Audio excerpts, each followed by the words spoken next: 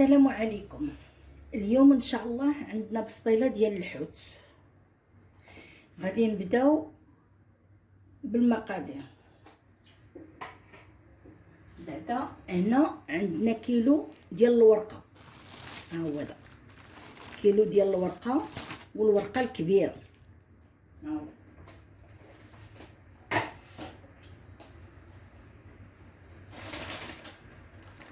الشعريه من الاحسن ديروا هاد المزيانه هادي انا القياس اللي درت 12 قطعه من هادو، ها 12 وحده اللي درت.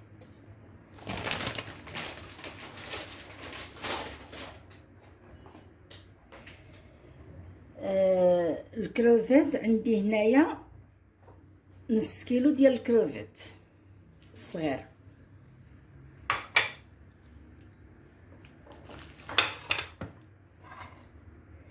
هنا عندي كيلو من هذا الكبير، ها هو كيلو هذا راه مقشر ناضي. انا عاد غادي ندوز معكم مع ثاني الكروفيت الطريقه ديال التنقيه ديالو، لا هو لا الصغير. هنا عندي نص كيلو ديال الكنامر مغسول ناضي، نص كيلو منقي ناضي. هنايا كيلو ديال المرنه حتى هي راها منقيه، محيت لها الشوك ديالها وكل شيء في امان الله، وغسلناها وخليناها تتسقطر. هادشي كلشي مغسول مسقطر من الماء. منين تجيبوا الحوت غسلوه وخليوه يتسقطر من الماء، راه في الصباح غسلته وخليته تسقطر، عاد غادي نديروا ليه الشرموله ديالو. العطريه اصلا بعدا نكملوا هادشي.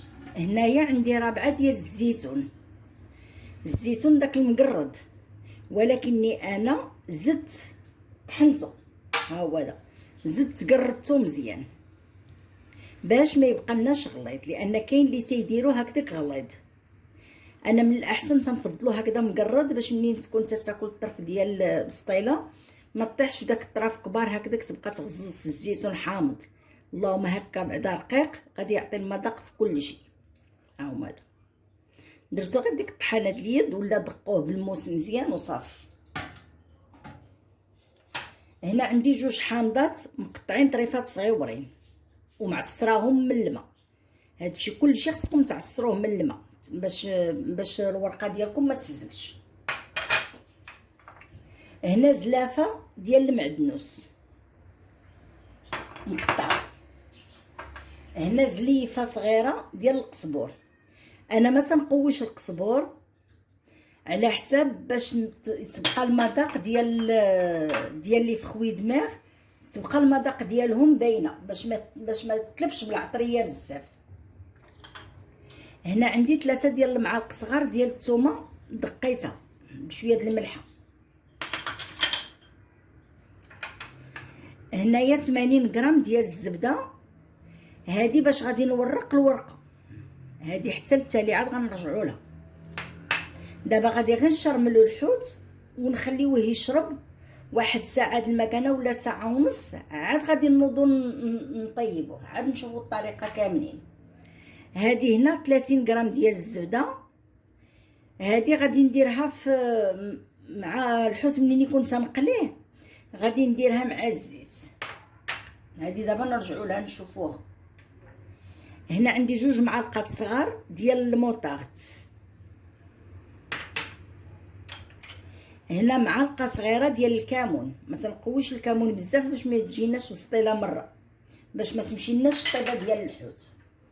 هنا 2 معالق صغار ديال التحميره. هنا نص معلقه صغيره ديال البزار. هنا معلقه صغيره ديال الخرقوم.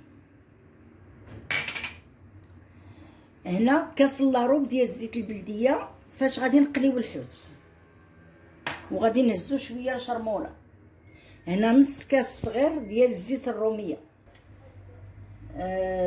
شنو اخر؟ هنايا شويه ديال الصوجه، جات واحد المعلقه صغيره ديال الصوجه.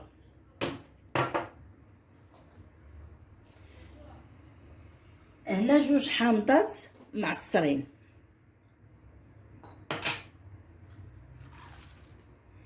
هنا 200 غرام ديال الفرomاج، هذا غادي نحكو ونديرو في قلب منها، وهذا طريف للتزيين باش غادي نزوقوها.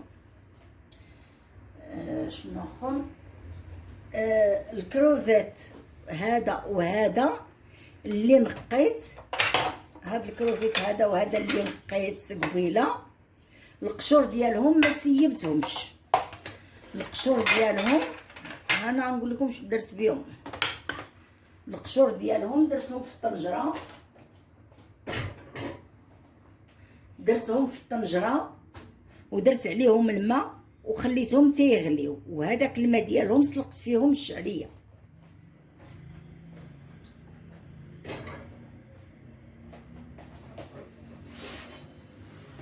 ها الشعريه عندي هنا مسلوقه ناضيه، سلقتها في الماء ديال الكروفيت وزدت عليها الماء طايب سخون وخليتها تسلقت واحد 4 دقائق وهي تتسلق، لان خصها طيب، لان بسطيله دغيا تطيب في الفران، وخليتها طابت شي 4 أو 5 دقائق وهي تطيب.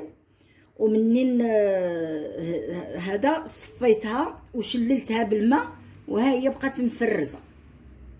ومن الاحسن تاخذوا هاد الشعريه هذه اللي زوينه احسن من الاخرى. الواحد خاسر اللهم يدير واحد حاجه مزيانه احسن. هذه حامضه للتالي للتزيين. ايوا تيظهر ليه الله يجعل شي بركه، كلشي قلناه. دابا غادي نهزو هاد الصباح. بعدا غادي نرجع معكم للطريقه ديال التنقيه. هاد الكروفيت الكبير نقيت شويه هكذا كامل اللي غندير في قلبها، وشويه نقيته خليت له غير هاد الديل هذا، وخليت له الراس والوسطاني حيدته باش منين الواحد يجي ياكل الكروفيطه ما يتمحنش معاها حتى يبغي يدير منها بناقص ما ياكلهاش، لان كاين اللي ما عندوش مع ديك التنقيه تيفضل ما ياكلهاش يحطهم ويدير منها بالناقص. اللهم هكذا الا كانت مقشره من هنا من الوسط وغير الراس وهذا الديل تيقدر ينتف هذا الراس وينتف هذا الديل وياكل الكروفيطه الواحد بصحته وراحته. لان على ما لاحظت في بزاف ديال المناسبات تيكونوا مخليين هذا الكروفيط الكبير بقشرته، وعدد ديال الناس ما تيبغيوش يبقاو يصدعوا راسهم مع التنقيه تيسمحوا فيهم تيحطوهم ما تياكلوهمش. بون دابا غادي نرجع معكم للتنقيه ديال الكروفيط. غادي نوري اللي ما عارفش نوريه الطريقه ديال التنقيه كيفاش. انا نقيت كل شيء وخليت 2 ديال الكروفيطات. هذه اللي تنخليو بالقشره ديالها، ها هي تنجيو من هنا تنطيروها، نعاودو نطيروها من هنا ونعاودو نطيروها من هنا، ونجيو حتى لهنا وتنقبطو في هذا الديل هكذا باش ما يتهرسناش حتى لهنا، وتنطيروه هكذا وتنحيدوه هما. وهاد الرجيلات هادو وهاد الشعيبطات هادو تا هما تنحيدوهم باش ما يتحرقوناش. وتنجيو لهنايا تنخشيو الكوردو هنايا وتنجبدو داك العرق اللي عنده، تنجي لهنا للوسط وتنعاود تنجبدو، وها هو دا تيخرج لنا داك العريق اللي عنده. ها هو داك العريق احنا تخلصنا منه مشى. احنا نبداو عاوتاني للثانيه، الثانيه عاوتاني هكذا وهكذا وهكذا. فوالا باش تبقى لنا الكروفيطه فيها غير الراس وهاد الديل وهاد العريق هذا تنحيدوه هكذا، تنجيو لهنا وتنجبدوه هكذا. ها هو دا تجبد لنا تحيد. ولا بغينا نقيوها كلها تتبرك على هادي وعلى الراس صافي، وتتبقى لك الكروفيطه ديالك. ها هي صافي، ها هي الكروفيطه ديالك تتبقى. وهاد القشور هما اللي قبيله سلقت. غادي نرجعوا لهاد 2 الصغار هادو. خلاص هادو كاين شي مره اللي تتصدق شي كروفيطه من هنا نقيه، وكاينه شي كروفيطه اللي تتصدق تتكون واكله الربيع، راه ما يمكنش تحط هكذا. هذه اللي ما واكلاش الربيع نقيه تنخليوها هكذا، ما عندناش مشكل. وبحال هذا الشكل هذا اللي تيكون واكل الربيع تنحيدوها هكذا، وتنجي لهنا وتندخل هاد الكوردون في هاد البلاصه هادي، في هاد البلاصه هادي. كما تنقول لكم انا تنهضر مع اللي عاد بادين، كما حنا تعلمنا وكما تنابهنا، وحيت كل مره تنصوبوا لابد تنحفظوا الحاجه. اما اللي باقي صغير وباقي عاد بادي راه ما غاديش يقدر يفكر في شي حاجه بحال هكذا، ضروري خص اللي يوريه. ها هذه حيدنا لها الربيع ديالها، ها هي بقات لنا نقيه. فوالا هذه خدمه، ها هي دي دوزناها. دابا غادي نرجعوا نوجدوا الشرموله ديالنا، نوجدوا الشرموله ديالنا.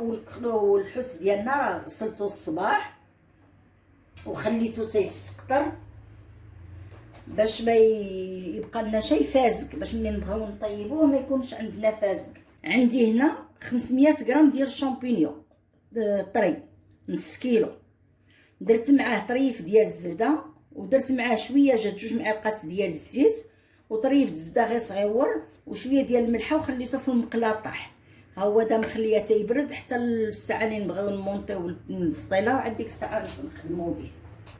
ها هي الشمونه ديالنا، ها هي الزعفر المعدنوس غنخليوها هنا.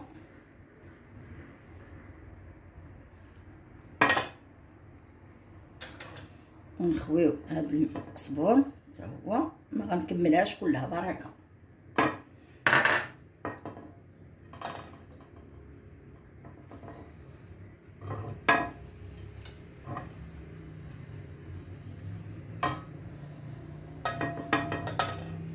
غندير هاد 2 حامضات،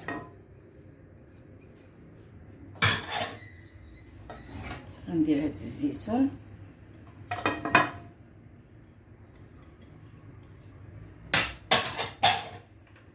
وغندير هاد 2 معالق ديال المعطر،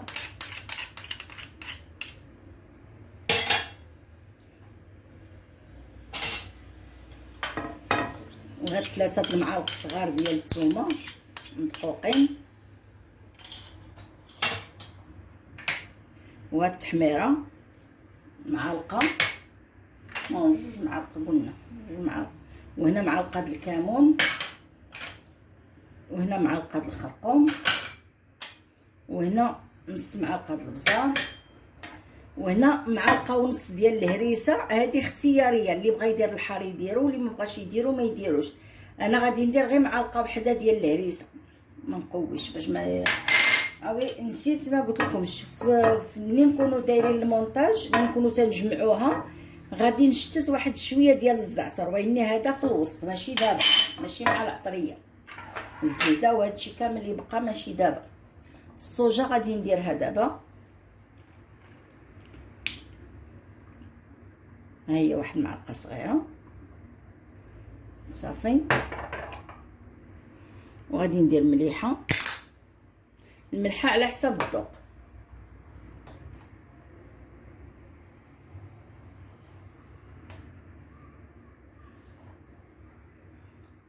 وهنا داك نص كاس ديال الزيت الروميه انا غادي نخويه هنا، وغادي نزيد شويه ديال البلديه، واني غنخلي شويه هنا باش فاش نقلي الحوت.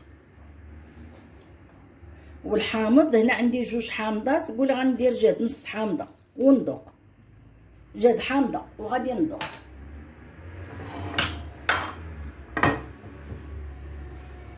صافي ما جا شي بركه. هذه هي شرموله ديالنا. انا ما تنبغيش ندير مطيشه الحاك وداكشي، حيت داكشي تيتلف الريحه ديال الحوت. ما تنبغيش نبقى نقوي فيها قوه الشكالات بزاف، لان خص نبقاو محافظين على المذاق ديال الكروفات.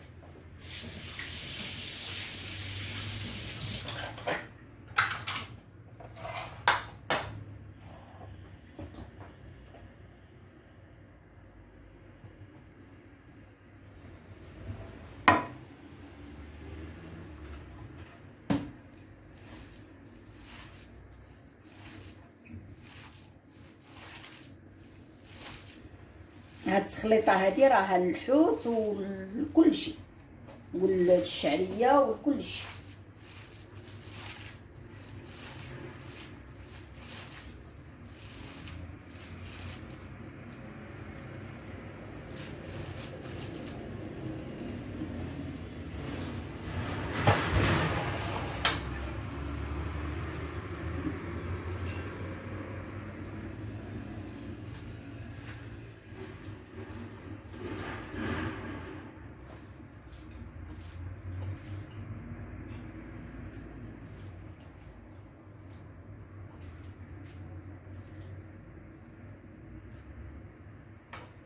هاكا انا مغشر منه ولاني ما غنقليوهش دابا تا بلاتي، خليوه يشرب. هاد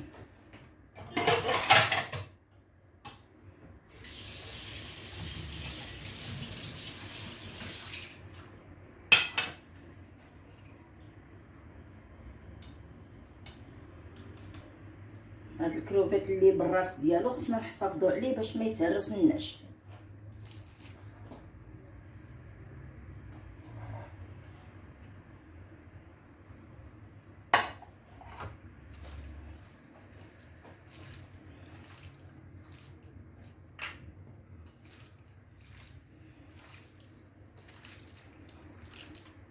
اما فايته واحد مره مشيت قلت اصبر نخليها الطريقه اللي تندير ونجرب طريقه اخرى وندير ديك مطيشه وداك الشيء وداك التخربيق وداك الشيء، ويني في التالي ندمت عليها ما عجباتنيش. قلت لا لا لا لا لا هذا الشيء ما خدامش. هذا الشيء الصراحه انا هكذا ستعجبني، وإلا جربتوها راه اكيد غادي تعجبكم بلا داك التخليطات بزاف. ها هذا تا هو غنخليوه يشرب هنا.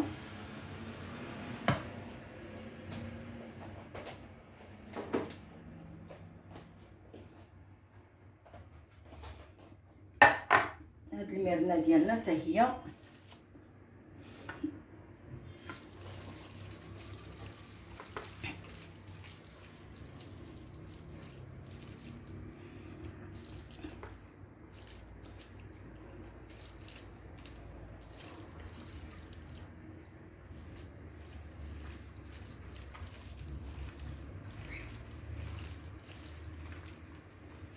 هادي نقيتها في الاول وتهنيت منها.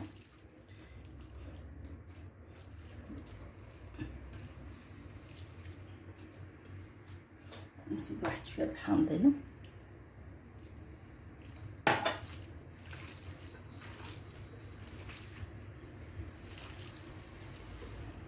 شويه زيت البلديه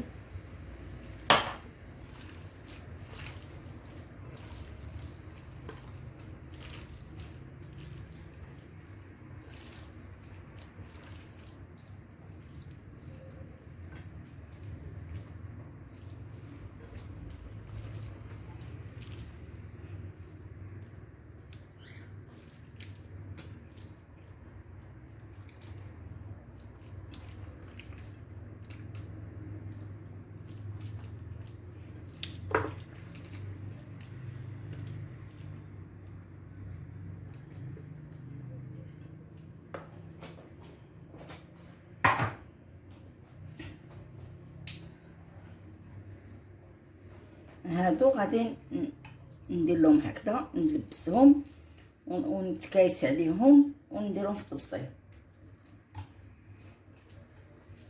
هادشي كلشي غادي نصوتيه غير في المقله.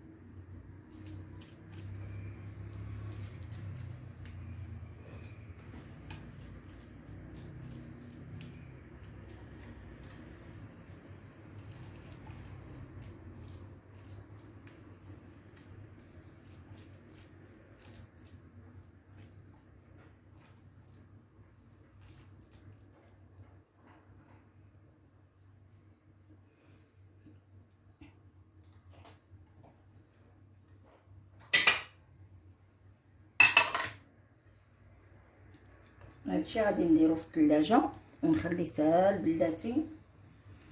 عاد ديك الساعه نوض نصوطيه في المقله، وعاد ديك الساعه نديرو لها المونتاج ديالها صافي ونخشيوها في الفران. دابا هذه هي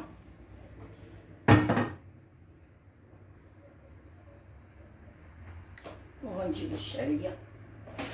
يا سلام،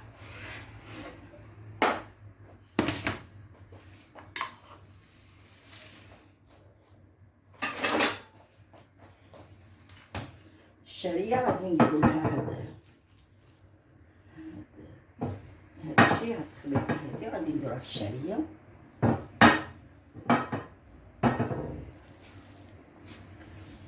وصافي صافي. دابا حنا درنا الشعريه، ومن بعد ان شاء الله نتلاقاو. ها الشعريه ها هي دي درت ليها هذيك الشرموله اللي بقات، ودابا غادي نزيد عليها هاد الشامبينيون اللي حمرت قبيله، غنزيدو على الشعريه وغادي نخلطها صافي. غادي نخلطها وغادي نخلي كلشي يشرب وعاد نتلاقاو. ها حنا رجعنا، ها الحوت ديالنا دابا راه شرب ديك شرموله وخليناه، خليته شي ساعتين. ودابا درت المقله اللي قليت فيها قبيله الشامبينيون، دابا درت فيها طريف ديال الزبده ودرت شويه ديال الزيت الروميه. وهاد الكروفيت الكبير هذا ما غاديش نصوبو دابا، حيت هذا غادي غير نزين به، هذا حتى للتالي باش يبقى ليا سخون ماشي دابا، حيت الا صوبتو دابا غادي يبرد. هذا غنديرو في الثلاجه.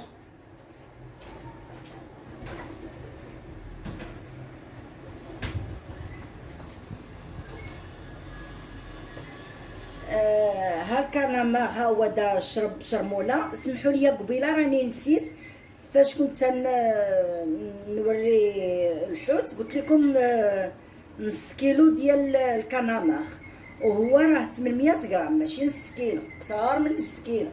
فوالا ها الحوت، ها الميرنا، ها الكروفيت، هادو هما اللي غادي نديرهم في المقله يتقلاو باش صافي باش نبدا نصوب نونطي بسطيله.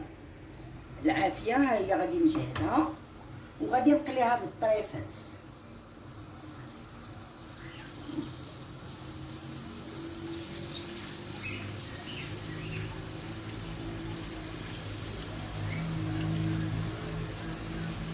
انا غادي نقلي هاد الطريفات ونرجع.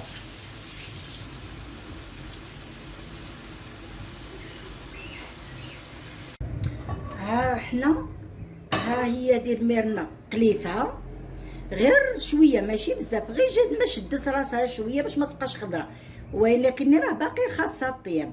الطياب اللي غادي يبقى خاصها على هنا هو اللي غادي يكمل في البسطيله لداخل. ها نتوما شوفوا الطياب ديالها كي داير، ها شتي. وانا هذه الطريقه ولات تعجبني على اللي في الفران، حيت كنت نديرها في الفران وما عجباتنيش. ها هي ديال الزيت درناها تسخن، وغادي نديرو هاد الكروفيت حتى هو نسوطيوه غير شويه ماشي بزاف، وغادي نحيدو وموراه لاصه عاوتاني غادي ندير القرامه.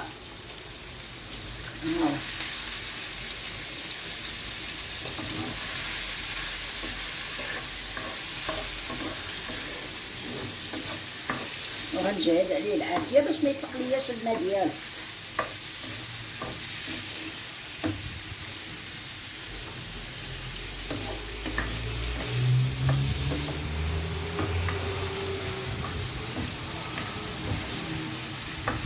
راه شراب ديك الشرموله راه جابين جالبين الصراحه هي هذه. وفي الفران انا تيجيني هكا في المقله احسن من الفران. في الفران تيبقى تيطلق الماء تيولي في شكل ما المهم ما تيعجبنيش. هاد التصويبه هادي جاتني سهله وبخاتيق ودغيا دغيا.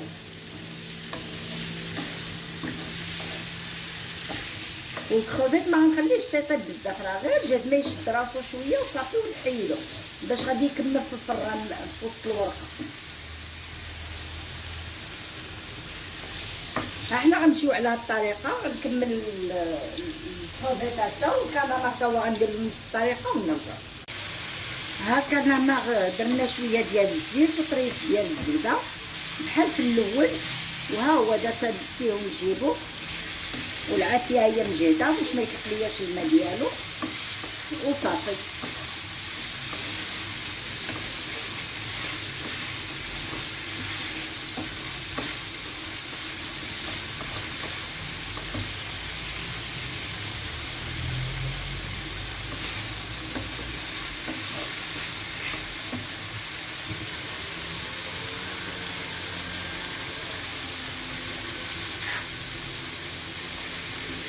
يعني الصوص غنزيدو مليحه.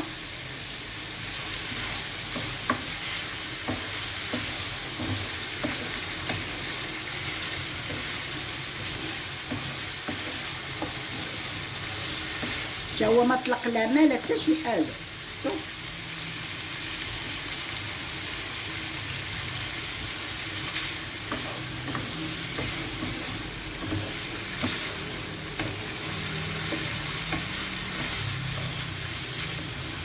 المقله اللي درت نفس المقله تندوز فيها كلشي، شامبينيون، حوت، كلشي تيدوز فيها، ما بقاش غير نغسل فيها ونعاود. فوالا بركه عليك. دابا غادي نرجعو عاود لحاجه اخرى. ها حنا الحوت ها هو دا واجد، ها الكروفيت والكنامار واجد، هذاك شويه ديال الشرموله اللي طاح من الحوت من الكروفيت ومن الكرامار، هاد شويه ديال الشرموله اللي طاح منها. انا غادي نزيدو على الشعريه. وقضيه اخرى، هاد الكروفيت هذا حيت عندي كبير، هذاك الصغير خليته وهذاك الكبير قسمتها في النص باش ما تجيش غليظه، باش اللي هزها ما تجيش غليظه. ها هي دي قسمتها في النص، كله هذا قسمته في النص. فوالا هذيك الشعريه اللي خلطنا قبيله ها هي قلبتها انا في طنجره كبيره باش ما تشتت لياش في المقله، وغادي نزيد عليها هاد الشرموله اللي طاحت ليا من الحوت وصافي. وغادي نردها طيب شويه، تقلى شويه، تشرب وصافي، وان شاء الله باش نرجعوا نمونطيو. ها حنا الشعريه هي صافي راني قليتها هنايا شويه، حمرتها واحد 3 ولا 4 دقائق باش ما جات لي ما بقاش فيها كاع لا ما لا يديك لا يخليك. شربت صافي وقديتها في المليحه وداكشي وسميتو هذا. وشنو اخر هنايا ها هو كما قلنا الحوت ديالنا هو واجد. انا غنمشي نحك دابا شويه ديال الفرomاج. الزبده ها هي غنزيد عليها غير شويه ديال الزيت. الورقه ها هي قبيله راني فاش جبتها الصباح، قبيله شديتها وحليت وحده بوحده وحده بوحده ودهنتهم بالزيت وخليتهم باش منين نجيو نخدموها نصيبها ناضيه، نصيبها مصوبه. صافي يلا بلاتي في المونتاج ونتلاقاو.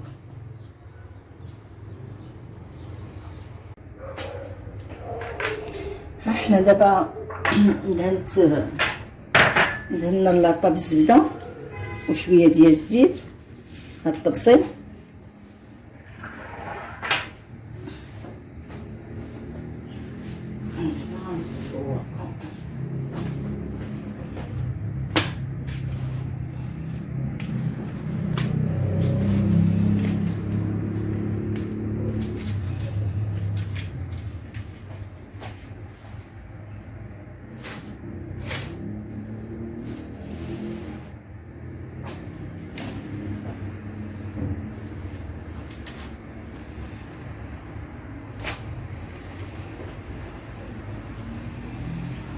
وهاد الوجه الرطب يكون لتحت.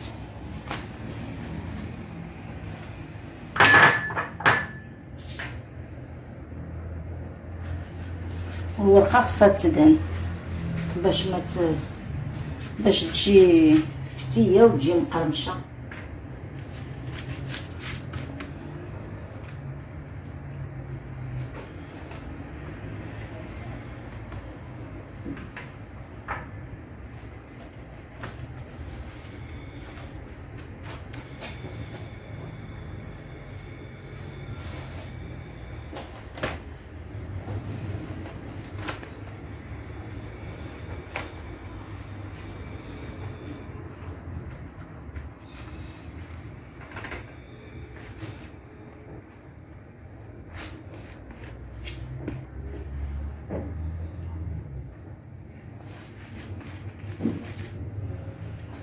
ما دوبتش الزيت والزبده حيت راها دايبه، راها مطلوقه خلاص.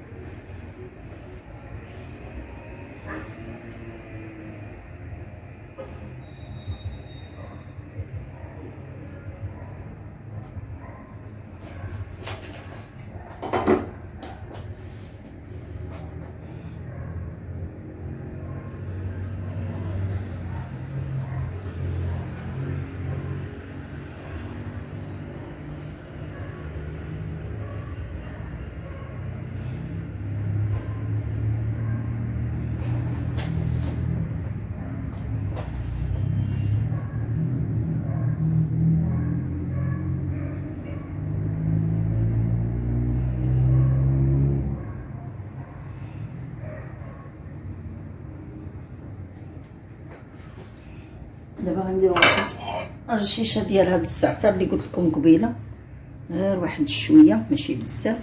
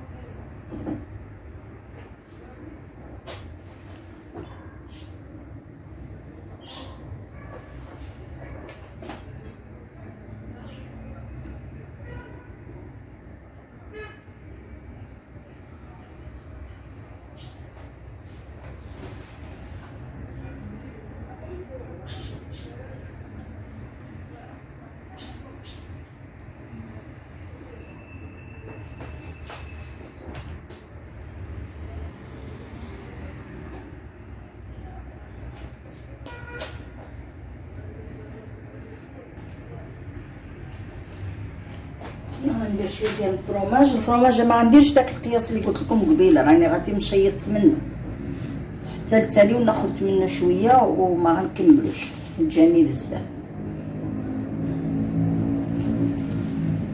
هو هنا غير جهد واحد 2 معالق كبار ديال الفرomاج صافي.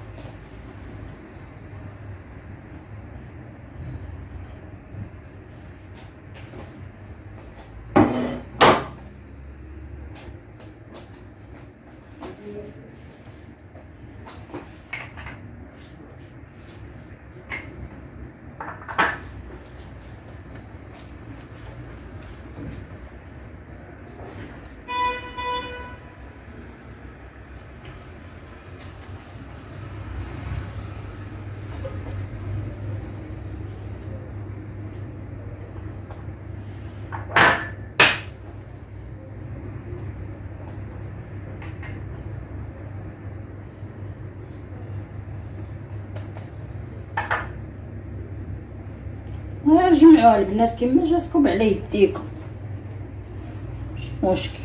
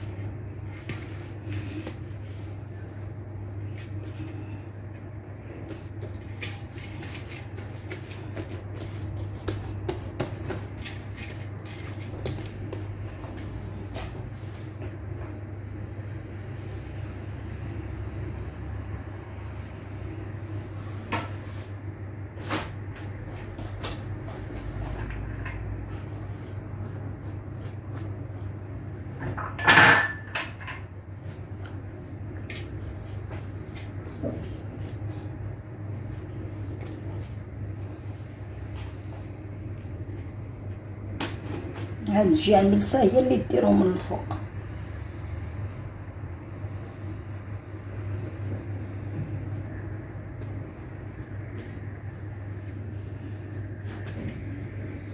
ولا حنا غادي نكملوه ونطلع.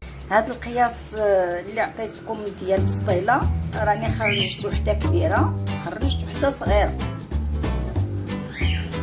فوالا كبيره ها هي والصغيره ها هي. دونك باش اللي بغى يدير غير وحده ينقص من داك القياس اللي درت انا.